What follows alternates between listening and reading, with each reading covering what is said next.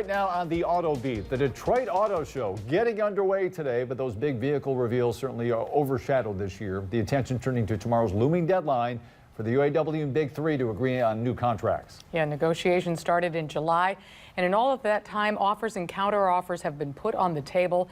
Some of the biggest changes the union wants: at least a 40% raise over 4 years, cost of living adjustments, a return of traditional pension plans, and retiree health care, and more. But the UAW and Big Three are still far apart on all of it.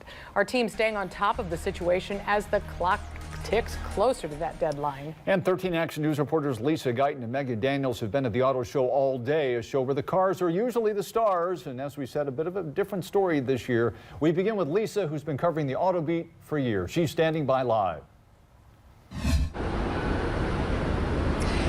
This is one of the largest and most important auto shows in the world. It really is a celebration of the industry's latest and greatest creations, but there is definitely a different feel here this year. Now, journalists from all over the world are here today at the North American International Auto Show. They had plenty of questions about these new vehicles and they wanted to learn about them, but they also had plenty of questions about the widespread ramifications of a potential strike. We caught up with the head of the Center for Automotive Research to talk about it.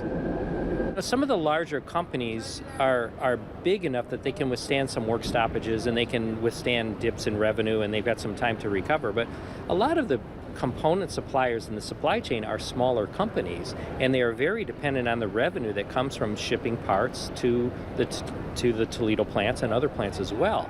And so an extended work stoppage can really impact these smaller companies. I am concerned, and again, I think both sides are taking it very seriously. I'm also optimistic.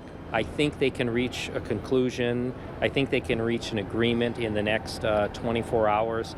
You know, I hope they are able to reach an agreement, because it's the best for the auto industry. It's the best for the economy in the Great Lakes region and even nationally. So it has a big impact.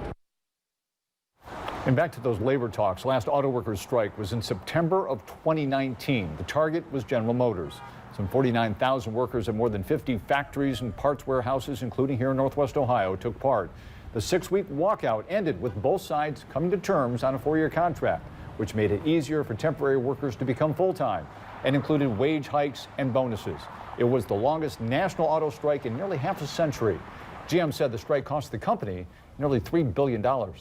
And with the potential UAW strike looming, there are thousands of factory workers worried about their next paycheck. 13 Action News reporter Megan Daniels has the story. Megan.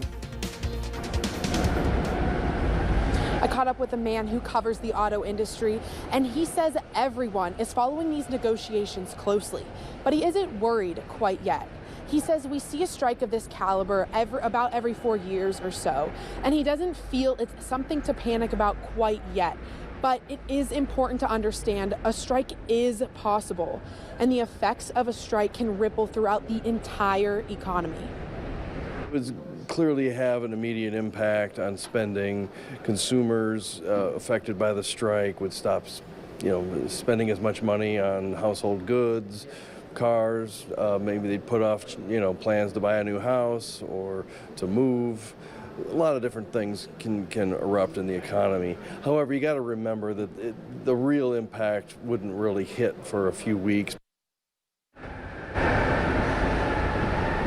And Philip tells me that while the UAW and the Big Three are keeping negotiations behind closed doors, he's confident they will reach an agreement within the next 24 hours. Diane?